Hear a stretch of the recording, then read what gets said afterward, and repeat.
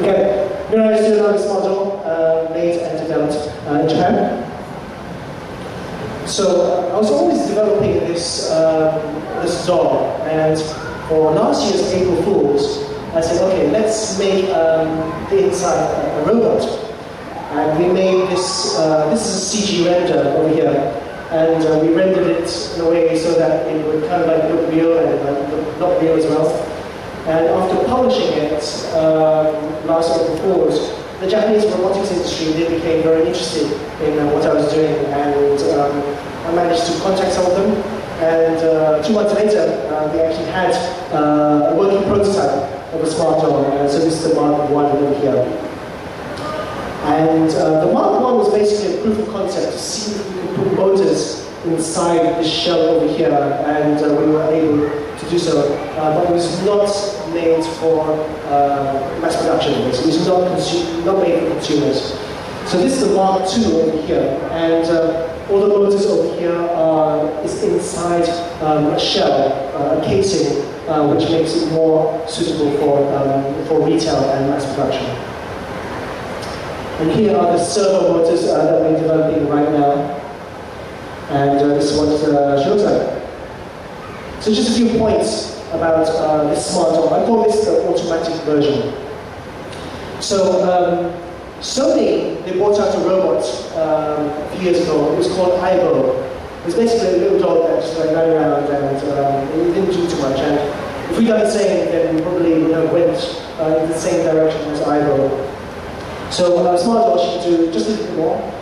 She can tell you, when you've got like Twitter, Facebook, mail notifications, teach you Japanese when you're really busy. She waits for you at home. She detects when you open the door. She'll say hello to you, and she'll start teaching you Japanese while you cook your food or do your homework or whatever. You've got download add-ons. So if you want them to do Hadouken or spinning bird kicks, you can download those versions, and then she'll be able to do them. Some are free, some are paid for. No more runnery. There's no reason to be runnery anymore with one of these. And eventually, I want this to replace your smartphone. So instead of walking around with a boring slab of metal in your pocket, you can walk around with one of these. Well, she won't fit in your pocket, but she'll fit in your shoulder. Okay? First generation due out in December 2004. It's quite optimistic, but anyway. And she's going to be 60,000 JPY. Not 10,000 JPY, not 40,000 JPY, 60,000 JPY. Alright, so this is her motion test that we shot last June. So you have to excuse me because she's wearing a bikini, but there's lots of videos on YouTube of like dancing dolls, and they're not actually dolls, they're actually robots with a doll's head stuck in them, and they're like covered with clothes to like hide the robot stuff underneath. But the reason why she's in a bikini is so that I can demonstrate that all the motors are inside her outer shell, and that's the only reason why she's wearing a bikini. Please trust me. Anyway, so the evolution of communication devices back in 2007, Steve Jobs came out with an iPhone over there, and a few years on, the phones are much more thinner, faster, some are curved, some you can like dip in water, some you can cook, and I haven't changed that much. By 2020, they're all going to look like this. Right? It's much more interesting to look at. Alright, until then, we've got the smart doll manual version.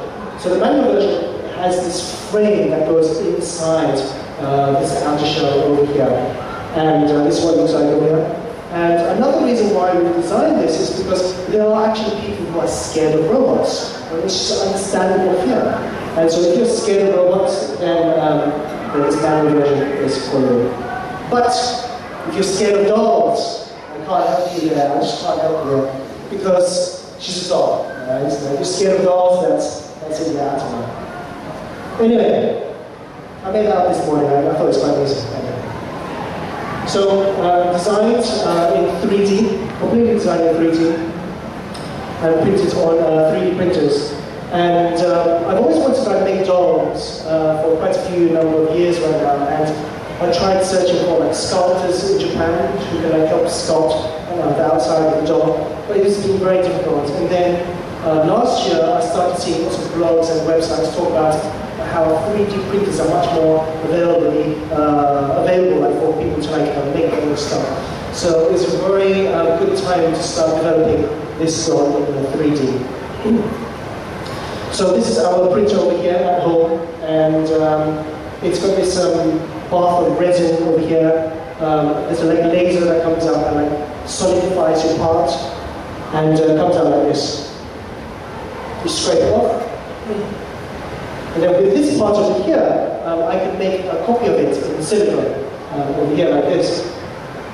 And once I have this silicone mold, I can make another copy in wax. And once I have this wax copy, I add a conductive coat by spraying it on, and you dip into into a bath, and over there lots of copper sticks to it, and then you get like a mold like this. So a very simple way of creating molds.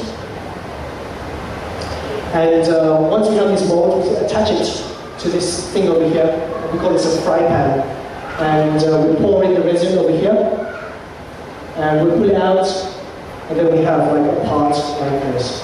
So like, if you walk around the venue inside, you'll notice that they have like also soft vinyl toys, and those toys are actually quite they're quite cheap to make. But one reason why ours is a bit expensive is because we've got all the frame inside. But if you're interested in making like soft vinyl toys, then doing the production in this way is quite cheap. So we have all the vinyl parts that come out like this. And so we have like different numbers over here. And what these numbers are, these numbers are, it's the thickness, isn't it? So depending on how long you bake it for, the vinyl becomes thicker.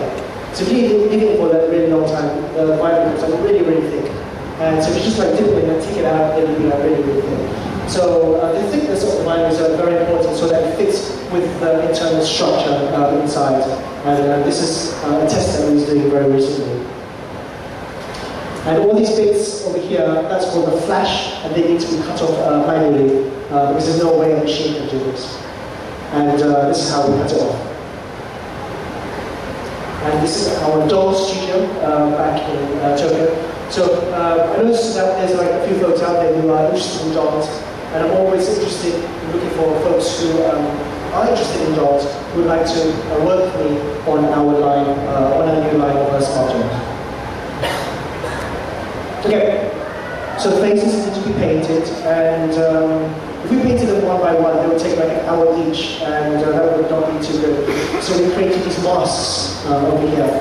So we have a set of 9 masks over here, and they are placed on top of the face like this, and they're sprayed. And after that's done, you get like a nice makeup over here. So each one can now be done in maybe 5 or 10 minutes. The wigs are done in Korea. Oops, I'm there. Let's go back. Okay. So Koreans, they seem to be very good at making wigs, and so we do our wig stuff in Korea. And this is how it's done. So there is the material over there. And they can like stitch it together on these like 3 sewing machines, and have this fan over here which blows all the hair in one direction. And they sew it onto this little cap over here. And this is kind of like some hot steam which comes out, and they can make it look nice. And there's some samples over here, which looks quite nice. So the haircut development, so Mirai just got that haircut I was talking about earlier. And so first off, we tried using this little clip, and it just didn't work at all. So the final ones now have this magnet over here, and that like attaches to her hair, and kind of like leaves her hair nice and unruffled. So So eyes are like really, really important, and just by very small, minute changes, it gives it like a completely different look and feel. So like it's like a very dark gradient, light gradient. So these highlights are smaller, and that highlight is like higher. So just by very small changes to the design of the eye, that completely change the look and feel of the doll. And so we actually try out different patterns.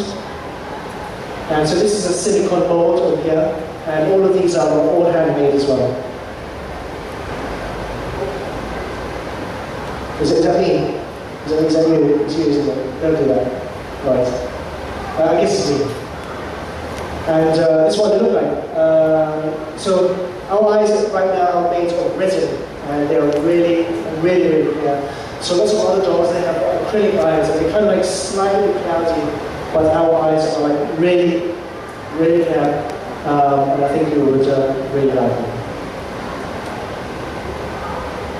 Okay, the internal frame. So the internal frame was one of the most difficult things I've ever made before, and because we've done the outer shell first, we had to design a frame that would like fit inside. And so here are some prototypes over here. Oops, what's going on? I'm jumping all over the place. Okay, and so we make the molds in a place called Yamagata in Japan. So it's up north from Tokyo somewhere. And this is what it looks like over here. And they've got these signs like this. They've actually got another sign. I've got to take a picture of it. It's of somebody like in half. And I'll take a picture of it next time. But it was very interesting. And this is how the mold is made. So once the mold is made, we need to order some pellets for the material, and it goes into this injection molding machine over here. And that gets injected into the machine.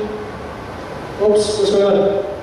Did I do that? I didn't do that. I don't remember doing that. Let's go back.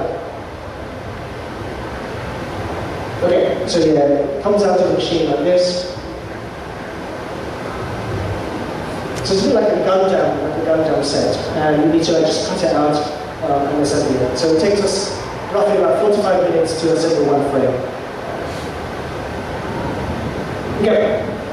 Oops, what's it doing? What's it doing that? Okay. So this is the only doll that has a hole in the back, and the reason why I wanted a hole is because I wanted to be able to do some more cool poses. So we've got this little thing that attaches to the back, like this, extends, hide the hole, and I think it's like much more cooler to carry around a thin stand rather than like a huge normal standard doll stand. And you can like you can stick her on the edge of a 50-foot drop, and she'll be okay in most cases. You can take photos like this. And because she's got a hole in the back, you can like pose her like in the air like this. Alright, so all shoe development, we do that in 3D as well. And so this is printed to last with our 3D printer. Like so. And then there's the clothes as well. So there's actually a very involved process in making these dolls.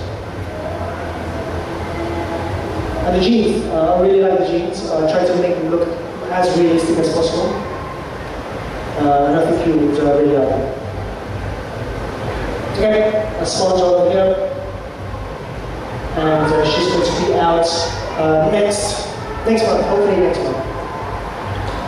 So one of the things about dolls at the moment is that they've been marketed as much of Japanese content is to a Japanese market. So there's lots of publishers in Japan, they don't really see the importance of the market outside of Japan, which is why sometimes it's very difficult to get hold of like anime and merchandise outside of Japan. It's not because they just don't care about you guys, it's because they're like more focused on the domestic market and they know they can recuperate costs.